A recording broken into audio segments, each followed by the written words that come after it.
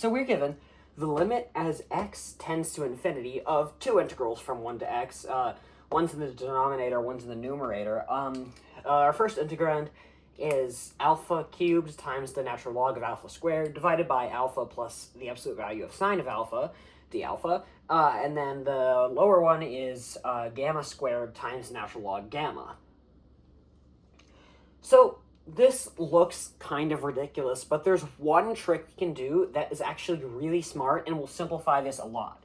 So the first thing you'll notice is that this is a quotient, and we have this thing called L'Hopital's rule, and it says that if a limit results in either of these two indeterminate forms, 0 over 0 or infinity over infinity, then if you differentiate the numerator and the denominator, it's still the same limit.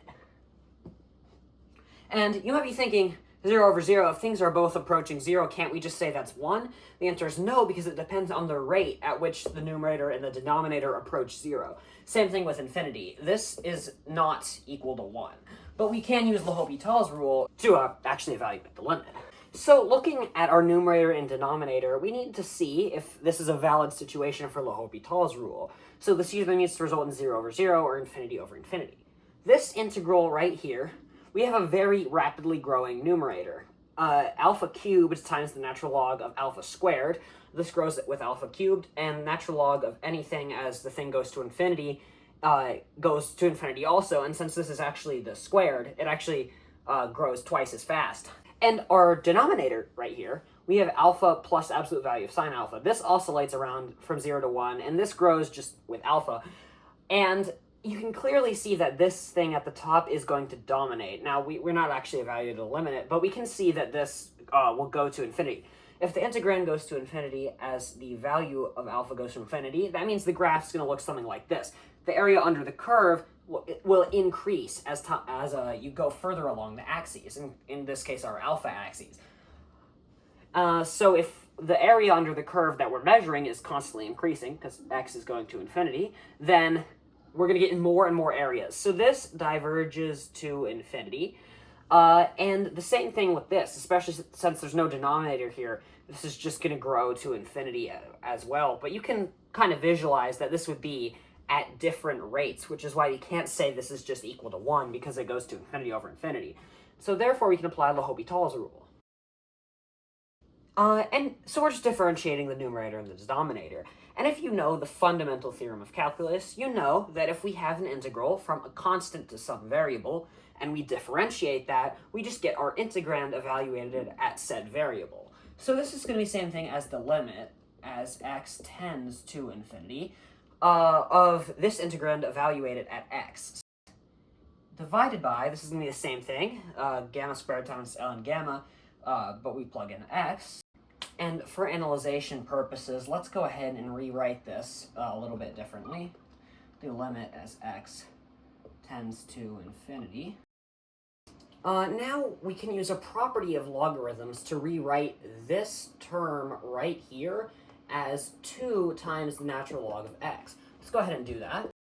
And our purpose of this is now we have ln x terms, so we can go ahead and cancel the natural logs of x. That was kind of what was stopping us from evaluating the limit. Then this right here will just go to 1, and then this right here will just go to x.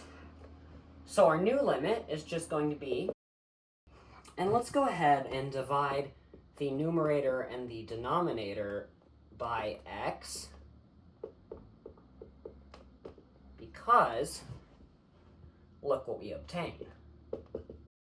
Now we have just a 2 on top, and 1 plus the absolute value of sine of x divided by x. Now let's go ahead and look at that for a second. We know that sine of x is going to be in between -1 and 1. So if we take the absolute value, this right here becomes 1, and our range just becomes from 0 to 1, because this right here, everything below here with the absolute value is just going to be 0 to 1, and the same with up here. So we actually get that 0 is less than or equal to the sine of the absolute value sine of x, which is going to be less than or equal to 1. And if we divide everything here by x,